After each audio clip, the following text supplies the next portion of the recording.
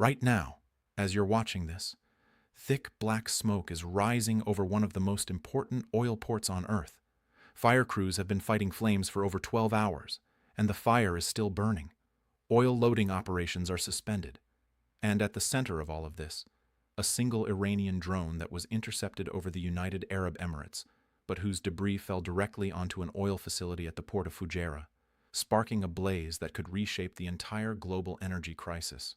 Iran didn't just threaten to turn Gulf oil infrastructure into a pile of ashes, they just started doing it. Tonight, on the Ops Room, I'm going to walk you through exactly what happened at Fujairah, why this port matters to the entire world, how much oil just went offline, what Iran warned before the attack, why the UAE is now in the most dangerous position of any Gulf state, and what this means for oil prices that have already surged 40% in 16 days. This is the attack that changes everything about this war. Let's get into it. Saturday morning, March 15th, a drone launched by Iran was intercepted by UAE air defense systems over Fujairah, a port city on the UAE's eastern coast, sitting just outside the Strait of Hormuz on the Gulf of Oman. The interception was successful. The drone was destroyed mid-flight. But here's the problem with shooting down a drone loaded with explosives over an industrial area. The debris has to land somewhere, and the burning, shrapnel-filled wreckage of that Iranian drone fell directly onto an oil facility at the Port of Fujairah. The result was immediate. A massive fire erupted at the facility. Bloomberg reported that some oil loading operations were suspended Saturday morning as the blaze spread. Civil defense forces, firefighters, emergency responders, hazmat teams rushed to the scene and have been battling the fire throughout the entire day. As of late Saturday night, more than 12 hours after the initial strike, the fire was still burning, still not contained, still pumping thick columns of black smoke into the sky over one of the Gulf's most critical energy hubs. And this wasn't an accident. This wasn't a malfunction. This wasn't a stray missile. Iran warned this was coming. Before the attack, Iran had issued specific warnings telling civilians to evacuate areas near 3 UAE ports: Fujairah Port on the eastern coast, Jebel Ali Port in Dubai, and Khalifa Port in Abu Dhabi. 3 ports. 3 warnings. Iran told the civilian population to get out of the way because it intended to strike.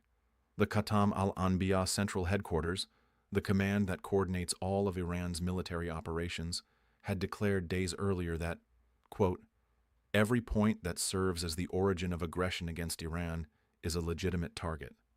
And then they hit Fujairah. Now let me explain why this specific port matters so much, because Fujairah isn't just another shipping terminal. It is one of the most strategically important oil facilities in the entire Middle East, and its location is the key to understanding why. The Strait of Hormuz, the narrow waterway between Iran and Oman, is the choke point through which 20% of the world's oil normally flows. Right now, the strait is effectively closed. Ship traffic has come to a virtual halt because of Iranian threats, naval mines, and the risk of missile attacks on tankers. That closure has disrupted global oil supply and sent prices surging 40%. But Fujairah sits on the other side of the strait. It's located on the UAE's eastern coast, on the Gulf of Oman, facing the open Indian Ocean. Oil can be piped overland from Abu Dhabi's oil fields across the UAE to Fujairah, then loaded onto tankers that sail into the open ocean without passing through the Strait of Hormuz. This is exactly why Fujairah was built, as a strategic bypass. When the strait is threatened, Fujairah provides an alternative route for getting Gulf oil to market. The port processes approximately 1 million barrels per day of the UAE's Murban crude, roughly 1% of total global oil demand. That might sound small, but in a market that's already lost 20% of its supply due to the Hormuz closure, every single barrel matters. Fujairah was supposed to be the safety valve, the backup plan, the route that keeps oil flowing even when the strait is blocked, and Iran just set it on fire. Think about the strategic calculation Iran just made. The U.S. struck Karg Island, destroying Iran's military defenses around its own oil export hub. Trump threatened to destroy Karg's oil infrastructure if Iran keeps blocking the strait. So Iran responded by hitting the UAE's alternative oil route, the very facility designed to bypass the Iranian-controlled strait. Iran is sending a message: You think you can get oil out of the Gulf without going through our choke point? Think again. We can reach Fujairah too. We can reach everything. And Fujairah isn't the only target Iran has signaled. The warnings included Jebel Ali Port in Dubai, the largest port in the Middle East and the 9th largest container port in the world. Jebel Ali handles not just oil but commercial cargo, electronics, food imports, manufacturing supplies. It's the logistical backbone of Dubai's entire economy. If Jebel Ali is hit, the disruption extends far beyond energy into every sector of Gulf commerce. The third warning was for Khalifa Port in Abu Dhabi, a newer facility that handles both container cargo and oil exports. Abu Dhabi is the capital of the UAE and the seat of the country's political power. Striking Khalifa Port would be hitting the heart of the UAE's national infrastructure. Iran warned all three ports. They hit Fujairah first. Jebel Ali and Khalifa Port could be next. The UAE's position in this war has been extraordinarily uncomfortable from the beginning. The Emirates denied that strikes on Iran's Karg Island were launched from UAE territory. They've tried to maintain a degree of diplomatic distance from the U.S. military campaign, but Iran doesn't care about diplomatic subtleties. The IRGC's calculation is simple. The UAE hosts American military assets, American banks have branches in the Gulf, and the UAE's economic partnership with Washington makes it complicit in the war, regardless of whether specific strikes launched from its soil. Iran explicitly stated it's targeting, quote, branches of U.S. banks in the Gulf. Though the Fujairah facility is an oil terminal, not a bank, the justification reveals Iran's broad targeting logic. Anything connected to American economic interests in the Gulf is fair game. Oil terminals, ports, airports, financial institutions, hotels, infrastructure. If it serves American interests or American allies, the IRGC considers it a legitimate target. The UAE has already been hit multiple times during this war. Abu Dhabi police arrested 45 people for filming and sharing footage of Iranian attacks, which tells you the damage is worse than the government wants the world to see. Dubai International Airport, the busiest international airport on Earth, was confirmed struck by Iranian projectiles. Hotels in the UAE were damaged, and now Fujairah, a critical oil terminal, is burning. For the UAE's economy, this is a nightmare scenario. The Emirates spent decades building a reputation as the safest, most stable, most business-friendly destination in the Middle East. Dubai became a global hub for finance, tourism, real estate, and logistics, precisely because investors and visitors believed it was untouchable. A bubble of prosperity surrounded by regional chaos. That reputation is now being destroyed in real time. When Iranian drones are hitting your airports and your oil ports are on fire, the narrative of safety and stability evaporates. Every international conference, every luxury hotel booking, every corporate headquarters decision, every investment fund allocation, all of it depends on the perception that the UAE is safe. And that perception is burning along with Fujairah. Formula One just canceled the Bahrain and Saudi Arabian Grand Prix because the region is too dangerous. Australia ordered all citizens to evacuate the Middle East. The U.S. State Department ordered non-essential personnel out of Oman. Insurance premiums for Gulf shipping have skyrocketed.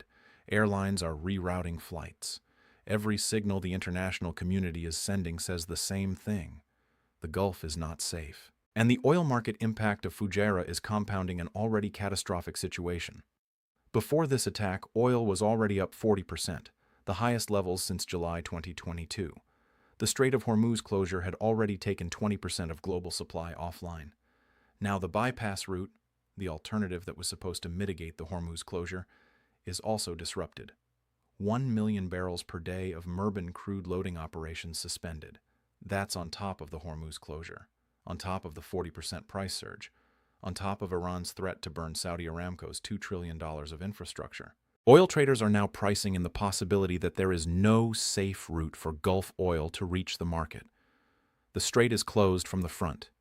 Fujairah is burning from the back. If Jebel Ali or Khalifa Port are hit next, the UAE's entire oil export capability could be compromised. And if Iran follows through on its threat against Saudi Aramco facilities, the world is looking at an energy catastrophe unlike anything in modern history.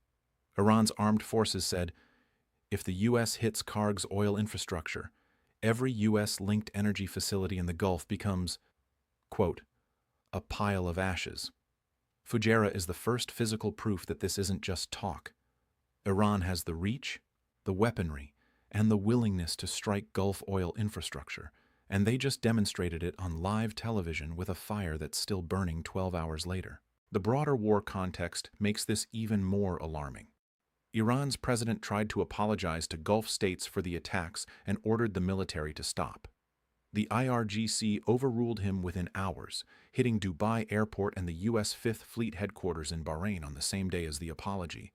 Hardline lawmakers are threatening to remove the president for showing weakness. The supreme leader is either dead or disfigured and hiding underground. The IRGC is operating without political oversight, and it's the IRGC, not the president, not the foreign minister, not any elected official, that controls Iran's drone fleet, its missile arsenal, and its targeting decisions. The same IRGC that declared every point of aggression a legitimate target. The same IRGC that hit Fujairah. The same IRGC that warned Jebel Ali and Khalifa Port are next.